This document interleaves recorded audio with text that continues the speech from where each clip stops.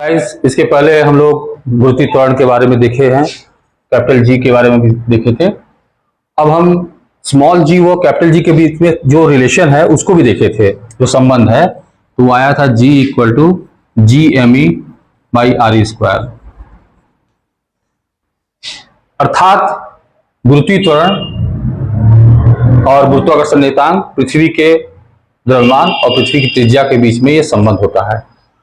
और एक चीज आपको हम बताए थे कि स्मॉल जी का मान जो गुरुत्वीय त्वरण है, इसका मान 9.8 मीटर पर सेकंड स्क्वायर जो इसे कैलकुलेट करते हैं, इस सूत्र से कैलकुलेट करेंगे इसके मान रखकर, वो जो आता है ये स्मॉल जी तभी तक वैलिड है जब तक हम पृथ्वी के तल या पृथ्वी के तल के समीप की बात करते हैं। समीप का मतलब ये ऊंचाई h पृथ्वी की त्रिज्या आर से बहुत छोटी होनी चाहिए। ये आर है और ये h है, h बहुत छोटा होना चाहिए आर से। तो उस कंडीशन में हम गुरुत्वीय त्वरण की बात करते हैं, और इससे ऊंचाई पर जो त्वरण होगा उसको गुरुत्वीय त्वरण नहीं बोलेंगे। जैसे अगर मान लेते हैं कि R E by two height पर है, इसको तो निग्लिजिबल नहीं कह सकते क्योंकि पृथ्वी की त्रिज्या के आधे के बराबर है। तो आर ई बाई टू अगर हाइट पर हम यहाँ त्वरण लेंगे तो उसको हम गुरुत्वीय त्वरण जी से नहीं प्रदर्शित करते हैं, उसको जी डैश वगैरह किसी से ही प्रदर्शित कर सकते हैं। गुरुत्वीय त्वरण केवल पृथ्वी के तल के अति समीप के लिए होता है। अब हम अगर मान रखना चाहेंगे तो हम पृथ्वी का गुरुत्वीय त्वरण का मान 6.67 इंटू 10⁻⁻11 और पृथ्वी का द्रव्यमान होता है 6 इंटू 10⁻24 और पृथ्वी की तल की त्रिज्या 6.4 इंटू 10⁻6 मीटर।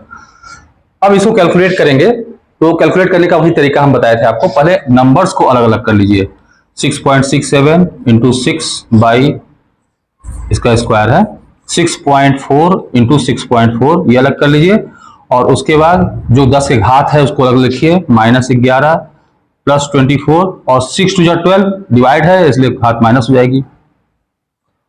तो इसको कैलकुलेट करने पर ये 9.8 मीटर पर सेकंड स्क्वायर के लगभग आएगा। इसका मात्रक मीटर पर सेकंड स्क्वायर होगा और इसका मान 9.8 होगा आंकिक मान। तो अब हम लोग नेक्स्ट आर्टिकल पढ़ेंगे, पृथ्वी तल के समीप गुरुत्वीय त्वरण के अधीन गति। यानी पृथ्वी तल के समीप, जैसे बताया कि स्मॉल जी जो है पृथ्वी तल के समीप के लिए लागू होता है, ये एक कांस्टेंट मान है। पृथ्वी तल के समीप कोई वस्तु अगर मुक्त रूप से छोड़ दी जाए, यहाँ पर जैसे कोई वस्तु छोड़ दी जाए तो वो पृथ्वी तल के तरफ जो गति करेगी उसका गुरुत्वीय त्वरण 9.8 मीटर पर सेकंड स्क्वायर होगा। अर्थात प्रति सेकंड उसका वेग 9.8 मीटर प्रति सेकंड बढ़ता जाएगा। इसी तरह से नीचे से ऊपर की तरफ फेंकेंगे तो प्रति सेकंड 9.8 मीटर पर सेकंड का जो वेग है वो घटता जाएगा। ये गुरुत्वीय त्वरण के अधीन गति है। तो हम गति के समीकरण देखे थे v equal to U plus A T. तो गति के समीकरण को प्रयोग करने के लिए अगर साधारणतया सामान्य रूप से प्रयोग करना चाहेंगे तो हमें ये याद रखना होगा कि जब हम नीचे से ऊपर की गति जो देखते हैं, माने गुरुत्व के अधीन नीचे से ऊपर की गति होगी, तो उस कंडीशन में हम v बराबर u माइनस जी टी लगाएंगे। ऐसा इसलिए कि जब हम किसी वस्तु को ऊपर की तरफ फेंकते हैं तो हम मानते चलते हैं कि जो ऊपर की दिशा है वो धनात्मक दिशा है, ऊपर की दिशा, और जो नीचे की दिशा है वो ऋणात्मक दिशा है, ये हम मान सकते हैं। तो इसके अंतर्गत देखते हैं, अगर वस्तु को ऊपर की तरफ फेंके हैं तो जो u है वो धनात्मक है, यानी ग्रेटर देन 0 का मतलब धनात्मक है, और जो उस पर त्वरण है, त्वरण यानी बल, वह बल उस पर वेग के विपरीत दिशा में काम कर रहा है, यानी वह बल वेग को प्रति सेकंड 9.8 मीटर प्रति सेकंड के वेग से घटाएगा, के दर से घटाएगा प्रति सेकंड। तो यानी जो g है वो ऋणात्मक है, लेस देन 0, क्योंकि दोनों की दिशा विपरीत है, u ऊपर की तरफ है, g नीचे की तरफ है। तो हम देख रहे हैं कि g नीचे की तरफ है तो यहाँ v equal to U minus G T use करेंगे, और h equal to U T minus half G T square. h मतलब किसी भी टाइम पर, h यानी किसी टाइम t पर जो उसका ऊंचाई होगा पृथ्वी तल से, यानी जो उसकी स्थिति होगी, उसको हम एच टी ब्रैकेट में t you T minus half G T square लिखेंगे, और उसका परिणामी वेग v स्क्वायर को लिखेंगे u का स्क्वायर माइनस 2gh। यह जब हम नीचे से ऊपर किसी वस्तु को फेंक रहे हैं उस समय की गति के लिए ये तीन सूत्र हम यूज कर सकते हैं। अब एक और प्रश्न लोगों के दिमाग में आता है कि किस समय हम कौन सा सूत्र यूज करेंगे, फर्स्ट यूज करेंगे, सेकेंड, थर्ड। तो ये ध्यान देना चाहिए कि किसी भी समीकरण से, जैसे ये एक समीकरण दिया है, इस समीकरण से अगर सारी राशियों का मान पता हो, केवल एक राशि का मान पता ना हो, तो हम ज्ञात कर सकते हैं। मान लीजिए किसी प्रश्न में भी पता है, अंतिम वेग पता है, प्रारंभिक वेग पता है, जी तो जनरली पता ही रहता है, जी पता है, तो हम टी का मान निकाल सकते हैं। और मान लीजिए टी दिया है, यू दिया है, जी दिया है, तो भी निकाल सकते हैं। यानी किसी भी समीकरण में हम रखेंगे, उसी समीकरण में रखेंगे जिसमें हम देखेंगे केवल एक ही अज्ञात राशि बचती है, शेष सभी राशियों का मान ज्ञात है। याद रखिएगा, फिर से मैं रिपीट कर रहा हूं, तीनों समीकरण में कौन सा समीकरण यूज करना है, तो वह इस बात पर निर्भर करता है कि कौन कौन सा मान दिया है। जैसे इस समीकरण देखते हैं, इसमें हाइट है, किसी टाइम टी पर हाइट, अगर मान लीजिए ये दिया है, यू दिया है, जी तो पता ही रहता है, तो हम टी का मान निकाल सकते हैं। किसी एक अज्ञात राशि का मान किसी एक समीकरण से निकाला जा सकता है। मान लीजिए कभी कभी ऐसा सिचुएशन आता है कि दो अज्ञात राशियां हैं, तो दो अज्ञात राशियों के लिए हम दो समीकरण यूज करते हैं। तो हमारे पास कंडीशन ऐसा दिया होगा कि दो अज्ञात राशियों में जब दो समीकरण दिया होगा, तभी हम हल करके उन अज्ञात राशियों का मान निकाल सकते हैं। तो इस तरीके से हम पहला चीज याद रखेंगे कि उसी समीकरण को यूज करें जिसमें हम लगभग जिसमें सारी अन्य राशियों का मान ज्ञात हो, बस एक राशि को छोड़कर उसका मान ज्ञात करेंगे। अगर दो राशियों का मान अज्ञात है, तो समीकरण रखकर दो दो राशियों में दो समीकरण निकाल लेंगे, दोनों को हल करके हम अलग अलग राशियों का मान निकाल लेंगे। तो यह हुआ जब पृथ्वी तल पर नीचे से ऊपर किसी वस्तु को यू वेग से फेंका गया, मान लेते हैं, तो उस समय की गति के लिए समीकरण का यूज करना। अगर किसी वस्तु को ऊपर से नीचे की तरफ छोड़ा जाता है, यानी इसको मुक्त पतन कहते हैं। अगर मुक्त पतन होता है, तो मुक्त पतन में हम देख सकते हैं कि अगर मुक्त पतन मान लीजिए किसी हाइट से, इस हाइट से किसी वस्तु को छोड़ दिया जाए, ड्रॉप कर दिया जाए, मतलब मुक्त पतन का मतलब यहां छोड़ देना, इसको कोई वेग नहीं देना, बस यहां ऐसे लेकर छोड़ देंगे अगर वस्तु को, निश्चित रूप से गुरुत्व के अंतर्गत वो वस्तु नीचे की तरफ गति करेगी। तो यहां अगर ऐसा है, तो हम समीकरण नंबर एक, अगर ड्रॉप किया गया है, छोड़ा गया है, तो उस कंडीशन में u का मान, प्रारंभिक वेग का मान शून्य होगा, शून्य, यानी उस समीकरण को यूज करेंगे u प्लस जी टी। क्यों? क्योंकि अगर हम फेंकेंगे नीचे की तरफ फेंकते भी हैं या ड्रॉप करते हैं, तो g का मान हम ऊपर से देख रहे हैं, तो g का मान नीचे की दिशा में हम पॉजिटिव ले रहे हैं।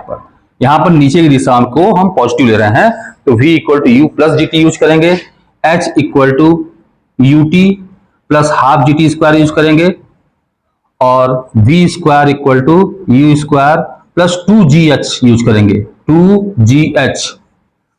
याद रहे ये h ऊपर वाले बिंदु से वस्तु की दूरी है, यानी ये h हाइट है, ये h हाइट नहीं है, ये है। जब हम इसमें लेते हैं तो यहां से स्टार्ट कर रहे हैं, जहां से ड्रॉप किया गया है, जहां पर उसको प्रारंभिक वेग दिया गया नीचे की दिशा में, दो कंडीशन हो सकता है, या तो हम यहां से ड्रॉप करें, यानी अगर ऊपर से वस्तु को ड्रॉप किया गया नीचे, तो इसको और विस्तार देख लेते हैं। ये पृथ्वी तल है,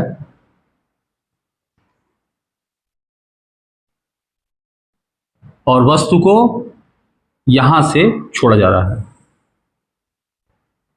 मान लेते हैं ये हाइट कैपिटल एच है, वस्तु को यू वेग नीचे की तरफ यहां से दिया गया है, तो उस कंडीशन में v equal to U plus G T, यानी किसी समय t पर, t इक्वल टू 0 पर, जिस समय हम वस्तु को छोड़ रहे हैं या फिर जिस समय वस्तु को फेंका जाता है, तो उस समय को, प्रारंभिक समय को हम t बराबर 0 कहते हैं, t बराबर 0, और t इक्वल टू टी समय पर मान लेते हैं वस्तु यहां पर है, इस जगह पर है वस्तु, और उसका वेग नीचे की दिशा में v है, नीचे की दिशा में वेग होगा, तो v equal to U plus G T, h मतलब ये जो दूरी है, यानी कुल यहां से लेकर यहां तक की दूरी h है, पृथ्वी तल से ऊंचाई नहीं है, पृथ्वी तल से ऊंचाई निकालना होगा, तो पूरी ऊंचाई जो हमारा कैपिटल एच है उसमें से माइनस करेंगे, तो पृथ्वी तल से उसकी ऊंचाई निकलेगी, यानी पूरी ऊंचाई कैपिटल एच में से स्मॉल एच को माइनस करेंगे तो निकलेगा। और इसी तरह से v square equal to U square plus 2gh, ये हो गया। अगर वस्तु को मुक्त पतन कराना है, तो मुक्त पतन कराने का मतलब u का वैल्यू 0 होना चाहिए, केवल यहाँ पर छोड़ना है, हमको कोई वेग नहीं देना है, यहाँ पर छोड़ देना है। अगर मुक्त पतन है तो v बराबर जी टी, h बराबर हाफ जी टी स्क्वायर, और v square equal to twice G H, ये तीन समीकरण यूज होंगे। फिर से मैं रिपीट कर रहा हूं, समीकरण वही यूज करेंगे जिसमें एक अज्ञात राशि को छोड़कर शेष सारी राशियों का, ये सब राशि हैं we G T H G T V ji H, ये सब जो अज्ञात राशियां हैं उसमें से एक को छोड़कर बाकी सबका मान जिस समीकरण, इस जैसे ये समीकरण ले रहे हैं, v का मान पता है, g का मान पता ही रहता है तो t निकल जाएगा। इस समीकरण में देख रहे हैं अगर h पता है, t पता है, सॉरी h पता है, g पता है तो हम t का मान निकाल सकते हैं। यहाँ पर अगर हमें g पता है, h पता है तो केवल एक अज्ञात राशि बच रही, v का मान निकाल सकते हैं। तो वही समीकरण यूज करें जिसमें सारी राशियों का मान पता हो सिवाय एक राशि को छोड़कर, जिसे हमें ज्ञात करना है। तो ये इस आंगिक प्रश्न में दिया हुआ है। अब आंगिक प्रश्न को हल करके देखेंगे किस तरह से हल किया जाता है। एक वस्तु को ऊर्ध्वाधर दिशा में ऊपर की ओर फेंका जाता है, तो एक चित्र बना लीजिए। सबसे पहले भौतिक विज्ञान में जहां तक संभव हो एक चित्र बना लेना अच्छा रहता है। ऊपर की दिशा में फेंका गया है और यह 10 मीटर की ऊंचाई तक पहुंचती है। मान लेते हैं वस्तु यहां तक पहुंच रहा है 10 मीटर की ऊंचाई तक, ये पूरा 10 मीटर है। ज्ञात कीजिए वस्तु कितने वेग से ऊपर फेंकी गई। वैसे भी प्रश्न के शुरुआत से ही पता चल रहा है कि ऊपर की दिशा में कितने वेग से फेंका गया ये नहीं दिया हुआ है। तो मान लेते हैं वस्तु u वेग से फेंका गया ऊपर की दिशा में। पूछा है वस्तु कितने वेग से ऊपर फेंकी गई। वस्तु द्वारा उच्चतम बिंदु मतलब ये उच्चतम जो यहाँ उच्चतम बिंदु पहुंच रहा है, यानी यहाँ तक पहुंचने में कितना टाइम लगा, टाइम t, पूरा यहाँ से यहाँ तक मतलब यात्रा करने में उसको कितना समय लगा ये निकालना है। तो सबसे पहले हम u निकालना चाहते हैं। तो हमें क्या क्या पता है, हमें g पता है, g 9.8 मीटर पर सेकेंड स्क्वायर। अगर कुछ नहीं दिया है g का मान तो 9.8 मीटर प्रति सेकेंड स्क्वायर लेके चलेंगे और g हो गया। h दिया हुआ है 10 मीटर, u पूछ रहा है और ये भी पता है कि जब वो उच्चतम बिंदु पर पहुंचेगा प्रारंभिक वेग तो जीरो नहीं हो सकता, क्योंकि अगर प्रारंभिक वेग जीरो u होगा तो इसका मतलब वस्तु ऊपर की तरफ गति ही नहीं करेगी। तो प्रारंभिक वेग u माना है और अंतिम वेग जब यहाँ पहुंचेगा उच्चतम बिंदु का मतलब उसके बाद वो चलना बंद कर देता है। यानी उच्चतम बिंदु का मतलब वहां पर वह क्षणिक रूप से रेस्ट में आ जाएगा। क्षणिक का मतलब क्या हुआ, जब यहाँ ट्रेवल करेगा तो इसका वेग प्रति सेकेंड 9.8 मीटर प्रति सेकंड घटता जाएगा। घटते घटते जब वेग जीरो हो जाएगा, शून्य हो जाएगा, तो वो उस समय रेस्ट में आ जाएगा। लेकिन फिर उसके बाद चूंकि गुरुत्वीय त्वरण यानी गुरुत्वाकर्षण बल उस पर लग रहा है, फिर यहाँ से नीचे की तरफ ट्रेवल करना शुरू कर देगा, तो इसलिए वो क्षणिक रूप से ही रेस्ट में आएगा। तो रेस्ट में आएगा तो फाइनल वेलोसिटी यहाँ पर अंतिम वेग v0 दिया हुआ है। तो कौन सा समीकरण यूज करेंगे, समीकरण को बारी बारी से लिख दे, नीचे से ऊपर फेंकते हैं। तो v equal to u minus G T होता है, h equal to U T minus half G T square होता है और v square equal to U square minus 2gh होता है। तो अब हम बारी बारी से देखें कि u का मान हमें ज्ञात करना है। तो u किस में है, तीनों में u है, मान ज्ञात करना है। तो हम देख रहे हैं पहले वाले समीकरण देख रहे हैं, v पता है, u पता है, सॉरी v पता है, u नहीं पता है, t नहीं पता है, g तो पता होता ही है। यानी दो अज्ञात राशियां इसमें जिनका मान हमको पता नहीं है वो इसमें है। इसमें देखते हैं h पता है, t नहीं पता है और मैंने दो अज्ञात राशि इसमें भी नहीं पता है। इसमें देखें v पता है, जीरो है, प्रारंभिक वेग पता करना है, g पता है, h पता है। यानी इसका मतलब यही वह समीकरण है जिसको यूज करके हम एक अज्ञात राशि u का मान ज्ञात कर सकते हैं। तो रखें इस समीकरण को, तो हम लिखेंगे गति के समीकरण v स्क्वायर बराबर यू स्क्वायर माइनस 2gh से फाइनल अंतिम वेग शून्य, जैसा कि वो अंतिम उच्चतम बिंदु तक पहुंचा है। u पता करना है माइनस 2 इंटू g हमारा 9.8 है और h याद रखिए कि पहले आप ये समझ लीजिए कि ये सब एसआई सिस्टम में दिया है कि नहीं। एसआई सिस्टम का मतलब दूरी मीटर में होगा, समय सेकंड में होगा, द्रव्यमान किलोग्राम में, यहाँ द्रव्यमान नहीं है, द्रव्यमान होता तो किलोग्राम में होता। तो अब हम देख, अगर हमको मान जो दिया हुआ है वो मीटर सेकंड में ही दिया हुआ है तो इसमें बिना मात्रक लिखे हुए यहाँ हम लिखते हैं, यहाँ मात्रक नहीं लिखते हैं कि 9.8 मीटर प्रति सेकंड स्क्वायर है। लिख भी सकते हैं लेकिन आसानी के लिए, सुविधा के लिए हम नहीं लिखते हैं। तो h 10 मीटर दिया हुआ है, यानी इसको इस साइड लाएंगे तो 19.6, इसको गुणा करेंगे 19.6, 10 गुणा करेंगे 196, 196 बराबर यू स्क्वायर। तो यानी u का मान कितना हो जाएगा, प्लस माइनस अंडर रूट 90, 196 इसका 14 होता है वर्गमूल, यानी प्लस माइनस 14। तो अब हम देखेंगे प्लस 14 संभव है कि माइनस 14। माइनस 14 मैंने ऊपर की दिशा में, जनरली हम ऊपर की दिशा को धनात्मक लेके चलते हैं, पॉजिटिव ऊपर की दिशा, तो हम प्लस 14 लेके चलेंगे, क्योंकि ऋणात्मक का मतलब नीचे की तरफ, नीचे तो भाई जमीन है तो नीचे तो जाएगा नहीं, इसलिए ऊपर की तरफ है। u का मान जो संभव मान है, u बराबर 14 मीटर पर सेकेंड, यानी इसी वेग से वस्तु को ऊर्ध्वाधर तक ऊपर की तरफ फेंका गया था। अब इसके बाद नेक्स्ट में देख रहा है, दिया है, पूछा है कि वस्तु द्वारा उच्चतम बिंदु तक पहुंचने में लिया गया समय। तो अब हमको u पता चल गया, v पता है, g हम जानते ही हैं, t निकालना है। तो यानी देखिए पहला समीकरण v बराबर u minus G T, v पता है, u पता है, t पता करना है, g पता है, यानी इसमें तीनों चीज पता है, बस t नहीं पता है। तो हम t का मान यहां से आराम से आसानी से कैलकुलेट कर सकते हैं। तो v बराबर u माइनस जी टी से, इस समीकरण से v 0 है, u पता है 14 हो गया, माइनस g 9.8 हुआ और गुणे t।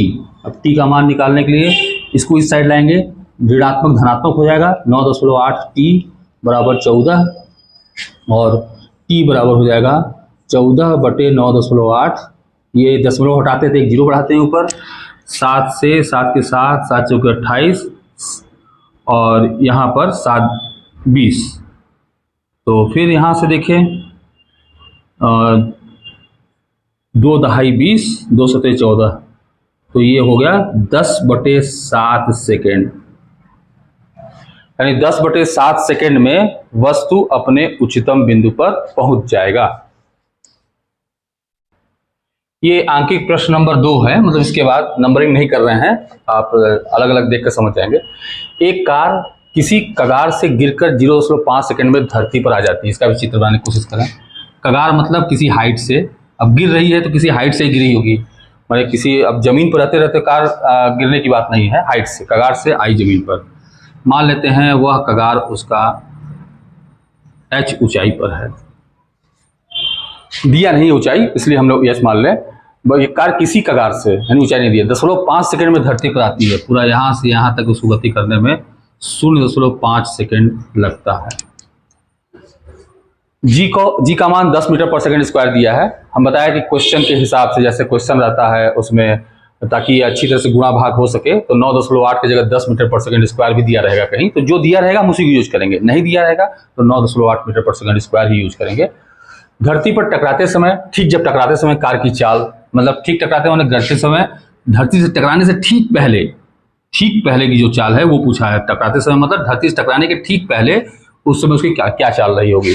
और 0.5 सेकेंड के दौरान, अब चूंकि 0.5 सेकेंड वो गिरा, तो 0.5 सेकेंड के दौरान इसकी औसत चाल क्या होगी। औसत चाल का सूत्र आप जानते हैं, कुल चली गई दूरी बटे कुल समय। कार कितनी ऊंचाई से धरती पर आई, मतलब ये धरती पर जो आई है वो कितने हाइट से, मतलब धरती पर गिरी है, ये पूछ रहा है। यानी जो दिया हुआ है पहले लिख लें, जी दिया हुआ है 10 मीटर पर सेकेंड स्क्वायर, टाइम दिया हुआ है 0.5 सेकेंड,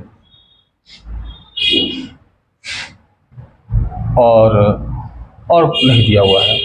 तो पहला हम देखें, धरती पर टकराते समय कार की चाल, यानी भी पूछा है, ऊपर से गिरा हुआ है, सॉरी दिया हुआ है, किसी कगार से गिरकर, कगार से गिरी है यानी कार को फेंका नहीं गया है, तो प्रारंभिक वेग u बराबर 0, नीचे की दिशा को हम धनात्मक ले रहे हैं इस प्रश्न में, और भी पूछा हुआ है। तो हमारे पास सूत्र है v बराबर u माइनस जी टी।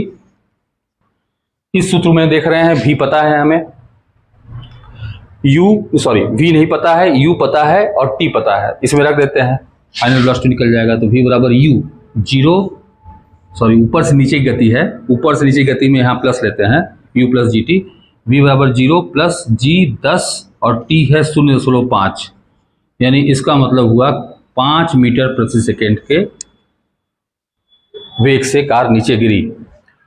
अब 5 मीटर प्रति सेकेंड को देख कर लग रहा है कार बहुत धीरे धीरे गिरी, नहीं धीरे धीरे नहीं है, इसको किलोमीटर प्रति घंटे में बदलेंगे तो आ जाएगा 5, और हालांकि बदलना नहीं इस प्रश्न में, 5 × 18/5, मीटर पर second, sorry kilometre per hour, kilometre per hour, यानी इसका मान हो जाएगा 18 किलोमीटर प्रति घंटे के वेग से जस्ट कार पृथ्वी से टकराई है। तो ये वेग कुछ मामलों में अच्छा ही वेग है, अच्छा खासा, बहुत धीरे भी नहीं है। तो पहला मान निकल गया, v बराबर 5 मीटर पर सेकेंड, या अगर किलोमीटर पर आवर में पूछता तो 18 किलोमीटर प्रति घंटा। दूसरा पूछा है 0.5 सेकेंड के दौरान इसकी औसत चाल। तो दूसरा, पहला तो ये हो गया, दूसरा औसत चाल, औसत चाल बराबर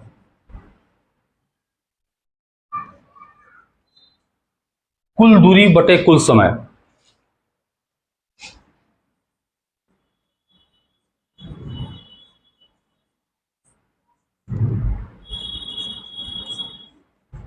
और औसत चाल का एक और सूत्र होता है, यदि वस्तु एक समान त्वरण से, यहां पर एक समान त्वरण g है, 10 मीटर पर सेकंड स्क्वायर के त्वरण से गति कर रहा है, यदि वस्तु एक समान त्वरण से गति करता है तो उस समय गति के दौरान उसकी औसत चाल बराबर होता है प्रारंभिक वेग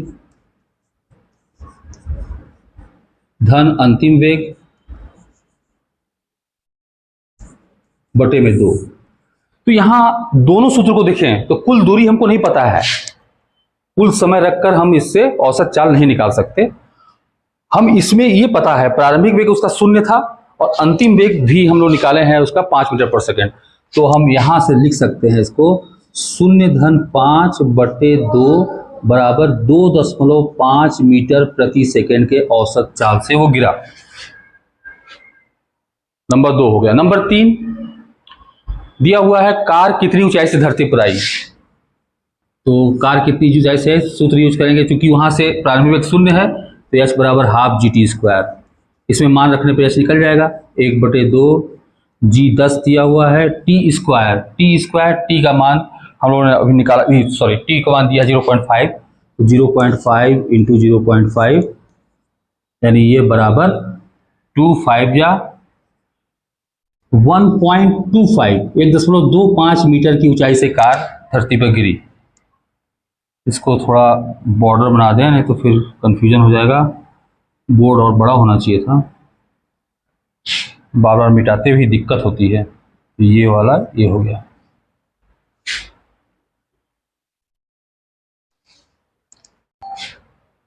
तो यानी अगर ऊपर से वस्तु को ड्रॉप किया गया नीचे, थोड़ा इसको और विस्तार देख लेते हैं। ये पृथ्वी तल है,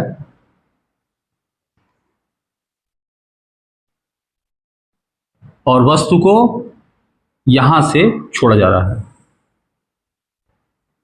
मान लेते हैं ये हाइट कैपिटल H है, वस्तु को u वेग नीचे की तरफ यहां से दिया गया है। तो उस कंडीशन में v equal to U plus G T, यानी किसी समय t पर, t इक्वल टू 0 पर, जिस समय हम वस्तु को छोड़ रहे हैं या फिर जिस समय वस्तु को फेंका जाता है तो उस समय को, प्रारंभिक समय को हम t बराबर 0 कहते हैं। t बराबर 0 और t इक्वल टू t समय पर मान लेते हैं वस्तु यहाँ पर है, इस जगह पर है वस्तु, और उसका वेग नीचे की दिशा में v है, नीचे की दिशा में वेग होगा। तो v equal to U plus G T, h मतलब ये जो दूरी है, यानी कुल यहाँ से लेकर यहाँ तक की दूरी h है, पृथ्वी तल से ऊंचाई नहीं है। पृथ्वी तल से ऊंचाई निकालना होगा तो पूरी ऊंचाई जो हमारा कैपिटल H है उसमें से माइनस करेंगे तो पृथ्वी तल से उसकी ऊंचाई निकलेगी, यानी पूरी ऊंचाई कैपिटल H में से स्मॉल h को माइनस करेंगे तो निकलेगा। और इसी तरह से v square equal to U square plus 2gh, ये हो गया। अगर वस्तु को मुक्त पतन कराना है तो मुक्त पतन कराने का मतलब u का वैल्यू 0 होना चाहिए, केवल यहाँ पर छोड़ना है, हमको कोई वेग नहीं देना है, यहाँ पर छोड़ देना है। अगर मुक्त पतन है तो v बराबर जी टी, h बराबर हाफ जी टी स्क्वायर और v square equal to twice G H, ये 3 समीकरण यूज होंगे। फिर से मैं रिपीट कर रहा हूं, समीकरण वही यूज करेंगे जिसमें एक अज्ञात राशि को छोड़कर शेष सारी राशियों का, ये सब राशि हैं v g t h g t v g h, ये सब जो अज्ञात राशियां हैं उसमें से एक को छोड़कर बाकी सबका मान जिस समीकरण, इस जैसे ये समीकरण ले रहे हैं, v का मान पता है, g का मान पता ही रहता है तो t निकल जाएगा। इस समीकरण में देख रहे हैं अगर h पता है, t पता है, सॉरी h पता है, g पता है, तो हम t का मान निकाल सकते हैं। यहाँ पर अगर हमें g पता है, h पता है, तो केवल एक अज्ञात राशि बच रही, v का मान निकाल सकते हैं। तो वही समीकरण यूज करें जिसमें सारी राशियों का मान पता हो सिवाय एक राशि को छोड़कर, जिसे हमें ज्ञात करना है। तो ये इस आंगिक प्रश्न में दिया हुआ है। अब आंगिक प्रश्न को हल करके देखें किस तरह से हल किया जाता है। एक वस्तु को ऊर्ध्वाधर दिशा में ऊपर की ओर फेंका जाता है। तो एक चित्र बना लीजिए सबसे पहले। भौतिक विज्ञान में जहां तक संभव हो एक चित्र बना लेना अच्छा रहता है। ऊपर की दिशा में फेंका गया है और यह 10 मीटर की ऊंचाई तक पहुंचती है। मान लेते हैं वस्तु यहां तक पहुंच रहा है 10 मीटर की ऊंचाई तक। ये पूरा 10 मीटर है। ज्ञात कीजिए वस्तु कितने वेग से ऊपर फेंकी गई। वैसे भी प्रश्न के शुरुआत से पता चल रहा है कि ऊपर की दिशा में कितने वेग से फेंका गया, ये नहीं दिया हुआ है। तो मान लेते हैं वस्तु u वेग से फेंका गया ऊपर की दिशा में। पूछा है वस्तु कितने वेग से ऊपर फेंकी गई। वस्तु द्वारा उच्चतम बिंदु मतलब ये उच्चतम, जो यहाँ उच्चतम बिंदु पहुंच रहा है, यानी यहाँ तक पहुंचने में कितना टाइम लगा, टाइम t, पूरा यहाँ से यहाँ तक मतलब यात्रा करने में उसको कितना समय लगा, ये निकालना है।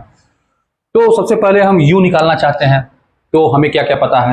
हमें g पता है, g 9.8 मीटर पर सेकेंड स्क्वायर। अगर कुछ नहीं दिया है g का मान तो 9.8 मीटर प्रति सेकेंड स्क्वायर लेके चलेंगे और g हो गया। h दिया हुआ है 10 मीटर, u पूछ रहा है। और ये भी पता है कि जब वो उच्चतम बिंदु पर पहुंचेगा, प्रारंभिक वेग तो जीरो नहीं हो सकता, क्योंकि अगर प्रारंभिक वेग जीरो u होगा तो इसका मतलब वस्तु ऊपर की तरफ गति ही नहीं करेगी।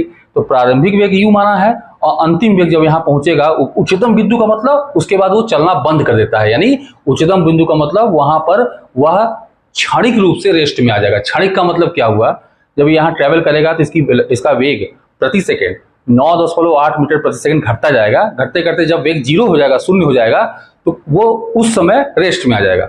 लेकिन फिर उसके बाद चूंकि गुरुत्वीय त्वरण यानी गुरुत्वाकर्षण बल उस पर लग रहा है, फिर यहाँ से नीचे की तरफ ट्रेवल करना शुरू कर देगा। तो इसलिए वो क्षणिक रूप से ही रेस्ट में आएगा। तो रेस्ट में आएगा तो फाइनल वेलोसिटी यहाँ पर अंतिम वेग v0 दिया हुआ है। तो कौन सा समीकरण यूज करेंगे, समीकरण को बारी बारी से लिख दे, नीचे से ऊपर फेंकते हैं। तो v equal to u minus GT होता है, h equal to ut minus half GT square होता है, और v square equal to u square minus 2gh होता है। तो अब हम बारी बारी से देखें कि u का मान हमें ज्ञात करना है। तो u किस में है, तीनों में u है, मान ज्ञात करना है। तो हम देख रहे हैं पहले वाले समीकरण देख रहे हैं, v पता है, u पता है, सॉरी v पता है, u नहीं पता है, t नहीं पता है, g तो पता होता ही है। यानी दो अज्ञात राशियां इसमें जिनका मान हमको पता नहीं है वो इसमें है। इसमें देखते हैं h पता है, t नहीं पता है, और मैंने दो अज्ञात राशि इसमें भी नहीं पता है। इसमें देखें v पता है, जीरो है, प्रारंभिक वेग पता करना है, g पता है, h पता है। यानी इसका मतलब यही वह समीकरण है जिसको यूज करके हम एक अज्ञात राशि u का मान ज्ञात कर सकते हैं। तो रखें इस समीकरण को, तो हम लिखेंगे गति के समीकरण v स्क्वायर बराबर u स्क्वायर माइनस 2gh से फाइनल अंतिम वेग शून्य, जैसा कि वो अंतिम उच्चतम बिंदु तक पहुंचा है। u पता करना है, माइनस 2 इंटू g हमारा 9.8 है, और h याद रखिए कि पहले आप ये समझ लीजिए कि ये सब एसआई सिस्टम में दिया है कि नहीं। एसआई सिस्टम का मतलब दूरी मीटर में होगा, समय सेकंड में होगा, द्रव्यमान किलोग्राम में, यहाँ द्रव्यमान नहीं है, द्रव्यमान होता तो किलोग्राम में होता। तो अब हम देख, अगर हमको मान जो दिया हुआ है वो मीटर सेकंड में ही दिया हुआ है, तो इसमें बिना मात्रक लिखे हुए यहाँ हम लिखते हैं, यहाँ मात्रक नहीं लिखते हैं कि 9.8 मीटर प्रति सेकंड स्क्वायर है। लिख भी सकते हैं लेकिन आसानी के लिए, सुविधा के लिए हम नहीं लिखते हैं। तो h 10 मीटर दिया हुआ है, यानी इसको इस साइड लाएंगे तो 19.6, इसको गुणा करेंगे 19.6, 10 गुणा करेंगे 196 बराबर u स्क्वायर। तो यानी u का मान कितना हो जाएगा, प्लस माइनस अंडर रूट 90, 196 इसका 14 होता है वर्गमूल, यानी प्लस माइनस 14। तो अब हम देखेंगे प्लस 14 संभव है कि माइनस 14। माइनस 14 मैंने ऊपर की दिशा में, जनरली हम ऊपर की दिशा को धनात्मक लेके चलते हैं, पॉजिटिव ऊपर की दिशा, तो हम प्लस 14 लेके चलेंगे।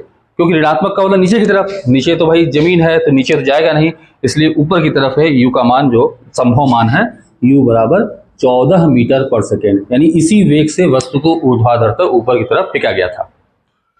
अब इसके बाद नेक्स्ट में देख रहा है, दिया है, पूछा है कि वस्तु द्वारा उच्चतम बिंदु तक पहुंचने में लिया गया समय।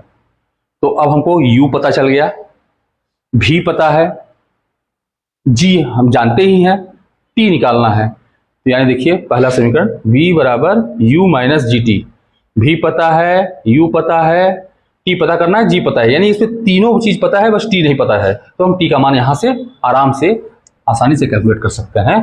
तो v बराबर u माइनस जी टी से, इस समीकरण से v 0 है, u पता है 14 हो गया, माइनस g 9.8 हुआ और गुणे t। अब t का मान निकालने के लिए इसको इस साइड लाएंगे, ऋणात्मक धनात्मक हो जाएगा, 9.8 t बराबर 14 और t बराबर हो जाएगा 14 बटे 9.8। ये दशमलव हटाते थे, एक जीरो बढ़ाते हैं ऊपर, 7 से 7 के साथ 7 चौके 28 और यहाँ पर 7 20। तो फिर यहाँ से देखें 2 दहाई 20, 2 सते 14, तो ये हो गया 10/7 सेकेंड, यानी 10/7 सेकेंड में वस्तु अपने उच्चतम बिंदु पर पहुंच जाएगा। ये आंकिक प्रश्न नंबर 2 है, मतलब इसके बाद नंबरिंग नहीं कर रहे हैं, आप अलग अलग देखकर समझ जाएंगे। एक कार किसी कगार से गिरकर 0.5 सेकेंड में धरती पर आ जाती है, इसका भी चित्र बनाने की कोशिश करें। कगार मतलब किसी हाइट से, अब गिर रही है तो किसी हाइट से गिरी होगी, मतलब किसी, अब जमीन पर रहते रहते कार गिरने की बात नहीं है, हाइट से, कगार से आई जमीन पर। मान लेते हैं वह कगार उसका h ऊंचाई पर है, दिया नहीं ऊंचाई इसलिए हम लोग h मान लें। ये कार किसी कगार से, यानी ऊंचाई नहीं दिया, 0.5 सेकेंड में धरती पर आती है, पूरा यहाँ से यहाँ तक उसको गति करने में 0.5 सेकेंड लगता है। जी का मान 10 मीटर पर सेकेंड स्क्वायर दिया है। हम बताया कि क्वेश्चन के हिसाब से, जैसे क्वेश्चन रहता है उसमें, ताकि अच्छी तरह से गुणा भाग हो सके, तो 9.8 की जगह 10 मीटर पर सेकेंड स्क्वायर भी दिया रहेगा कहीं, तो जो दिया रहेगा हम उसी को यूज करेंगे, नहीं दिया रहेगा तो 9.8 मीटर पर सेकेंड स्क्वायर ही यूज करेंगे। धरती पर टकराते समय, ठीक जब टकराते समय कार की चाल, मतलब ठीक टकराते माने गिरते समय, धरती से टकराने से ठीक पहले की जो चाल है वो पूछा है। टकराते समय मतलब धरती से टकराने के ठीक पहले, उस समय उसकी क्या चाल रही होगी। और 0.5 सेकेंड के दौरान, अब चूंकि 0.5 सेकेंड वो गिरा, तो 0.5 सेकेंड के दौरान इसकी औसत चाल क्या होगी। औसत चाल का सूत्र आप जानते हैं, कुल चली गई दूरी बटे कुल समय। कार कितनी ऊंचाई से धरती पर आई, मतलब ये धरती पर जो आई है वो कितने हाइट से, मतलब धरती पर गिरी है, ये पूछ रहा है। यानी जो दिया हुआ है पहले लिख लें, जी दिया हुआ है 10 मीटर पर सेकेंड स्क्वायर, टाइम दिया हुआ है 0.5 सेकेंड,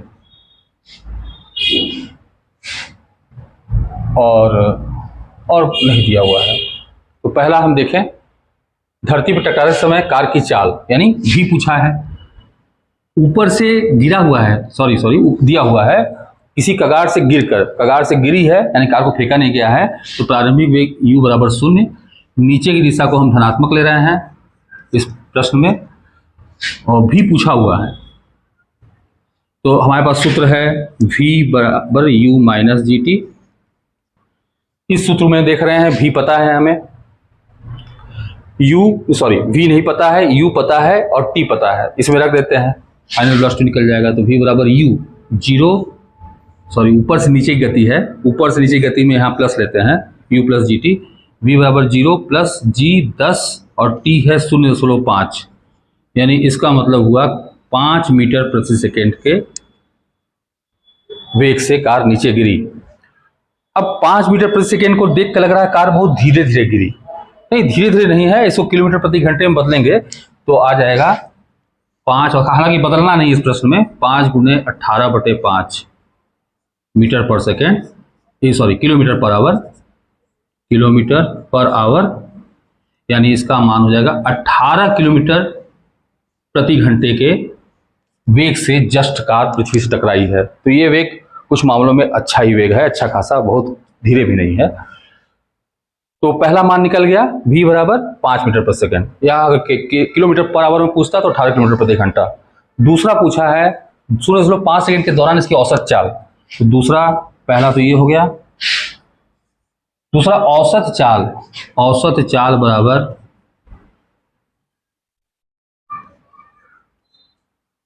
कुल दूरी बटे कुल समय।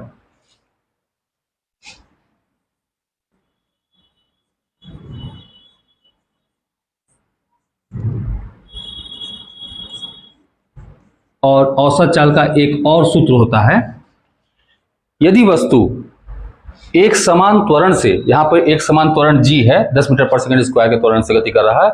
यदि वस्तु एक समान त्वरण से गति करता है तो उस समय गति के दौरान उसकी औसत चाल बराबर होता है प्रारंभिक वेग धन अंतिम वेग बटे में 2। तो यहां दोनों सूत्र को देखें तो कुल दूरी हमको नहीं पता है, कुल समय रखकर हम इससे औसत चाल नहीं निकाल सकते। हम इसमें ये पता है प्रारंभिक वेग उसका 0 था और अंतिम वेग भी हम लोग निकाले हैं उसका 5 मीटर पर सेकंड। तो हम यहां से लिख सकते हैं इसको 0.5 बटे 2 बराबर 2.5 मीटर प्रति सेकंड के औसत चाल से वो गिरा। नंबर 2 हो गया। नंबर 3 दिया हुआ है कार कितनी ऊंचाई से धरती पर आई। तो कार कितनी ऊंचाई से, सूत्र यूज करेंगे, क्योंकि वहां से प्रारंभिक वेग 0 है तो h बराबर हाफ GT स्क्वायर। इसमें मान रखने पर h निकल जाएगा 1/2 g 10 दिया हुआ है t स्क्वायर। t का मान हम लोगों ने अभी निकाला, सॉरी t का मान दिया 0.5, 0.5 इंटू 0.5 यानी ये बराबर 25 या 1.25 1.25 मीटर की ऊंचाई से कार धरती पर गिरी। इसको थोड़ा बॉर्डर बना दें, नहीं तो फिर कंफ्यूजन हो जाएगा।